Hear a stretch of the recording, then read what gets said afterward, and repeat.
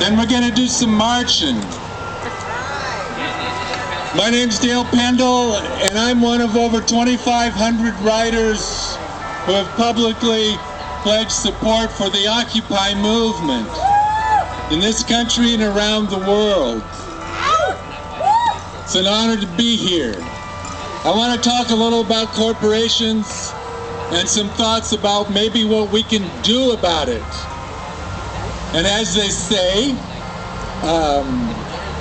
the opinions expressed here are not necessarily those of my sponsor, but maybe so. So I'm a relatively newcomer to this county. I only moved here 40 years ago. So you old-timers out there, cut me some slack on my history. I wanted to say there was another demonstration here, very large demonstration, back in 1938. And that was when the miners gathered here to form a union. On that day, 300 thugs came and beat them up, hired by the mine owners and aided by the sheriff's department. That was in the reign of Carl Tobiasen. Things have gotten better since then. The way I heard the story, the axe handles were handed out by Alpha Hardware. The miners and their families were chased out of the county. The thugs formed a circle around the hospital where they were treating the injured miners, and they had to truck them out of the county for their own safekeeping. The miners and their families went to Sacramento and set up a tent city on the lawn in front of the state capitol. Hey, does that sound familiar? Okay. I want to go back a little further to 1773. That was the Boston Tea Party. The Boston Tea Party, in spite of what you all heard, was an anti-corporate action. It was a direct action against the British East India Corporation. If you look at the flyers that were handed around, I didn't see any mention of taxation about representation, because the tea the company was going to sell would have been cheaper than the price people were paying for tea in England. But the corporation wanted to set up what we call now vertical marketing. That is, they would have a monopoly on the distribution. And the wise colonists saw that was something to stop. So we might say that this country was founded with anti-corporate action. I bring that up because I want my neighbors and fellow citizens in the Tea Party to put back on those tri-corner hats and come down here and stand with us.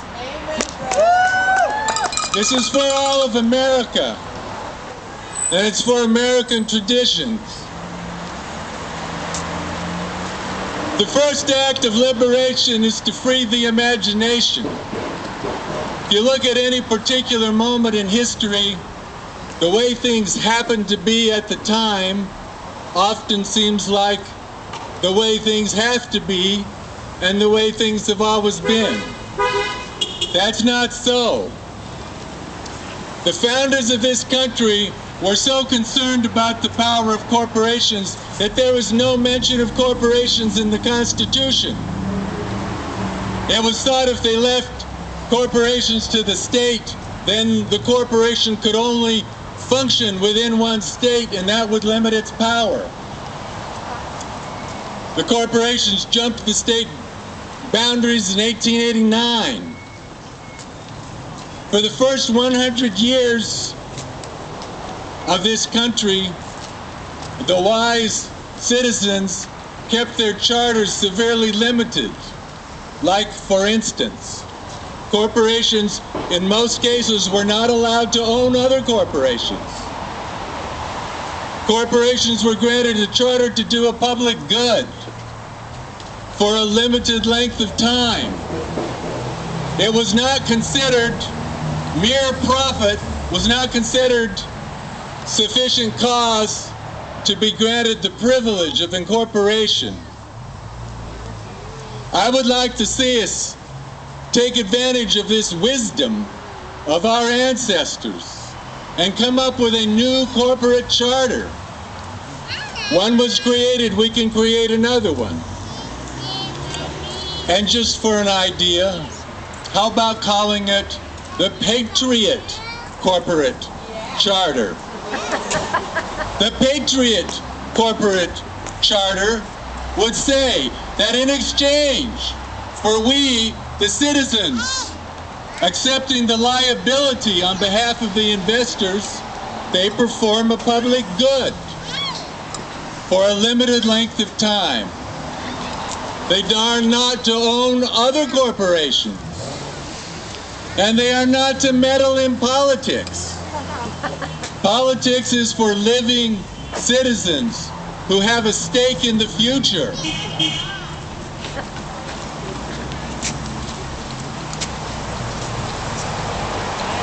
Even talking about corporations and trying to change them or trying to come up with a new playing field that would be the same for everybody. One gets this feeling that one's being anti-American. Why is that? It's because the corporations are so omnipresent here and everywhere in the world that they have confused us. They have conflated corporate property with private property. And they're not the same. They don't have to be the same. They have conflated state-subsidized global capitalism with free enterprise. I saw an advertisement on television once, sponsored by one of the largest oil companies in the world, and it showed peasants at a marketplace in the Zocalo selling their vegetables and handicrafts and saying, "Isn't free enterprise great?" Corporatism is the enemy of free enterprise. Free enterprise is the prey of corporations. They're its food, the same way the resources, the people, their customs, and their cultures are its food. And we can make a difference without hurting anyone. Okay, I want to close a little bit. I want to tell a little story, and this is a fable. It's going to be a fairy tale. It's a story about magic. And to get to that story, we go back to Faust. Now, as you most know, Faust sold his soul to the devil for short-term gain. There's also a story about how Faust created paper money. That's a deeper problem I'm not going to go into today. The historian Oswald Spengler said that our culture is a Faustian culture. But what does that mean? If we look at it from a magical perspective, we might say that Faust's magical practice, his particular form of shamanism, we might say today, was conjuring. Conjuring means giving a body to an abstraction. And giving a body to a corporation certainly qualifies as conjuring. Let's go further. If this was conjuring, what sort of spirit has been conjured forth in this particular magical rite, the corporate charter that we have now? In Buddhist mythology, there's an entity that they call the hungry ghost. This is a being with a huge stomach that can never be satisfied. They live in one of those six realms of existence. It's the embodiment of craving. It's that place where you can never have enough. Nothing is enough. You want to consume everything. This is the spirit we have conjured forth and let escape from the magic circle. Zen Buddhists make a little grain offering, a few grains of rice for the hungry ghost at every meal. That's an act of compassion. But to put a hungry ghost at the center of your civilization is daylight madness. And it doesn't have to be that way. When I worked in Silicon Valley, I was blessed by working for very good companies. They were all corporations. One had 10 employees. One had 100 employees. One had 1,000 employees. And one had 10,000 employees. That one wasn't as much fun. None of them would have been hurt by having a patriot corporate charter instead of the one we have now. It would not have hurt any of these businesses. It would have helped them. Some of them could have survived instead of being bought out. I want to close by saying that it's not really anti-corporatism.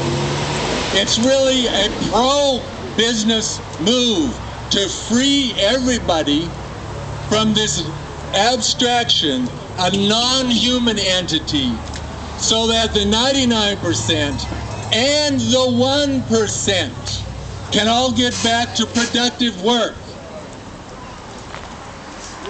We're here for our country. We're here for each other.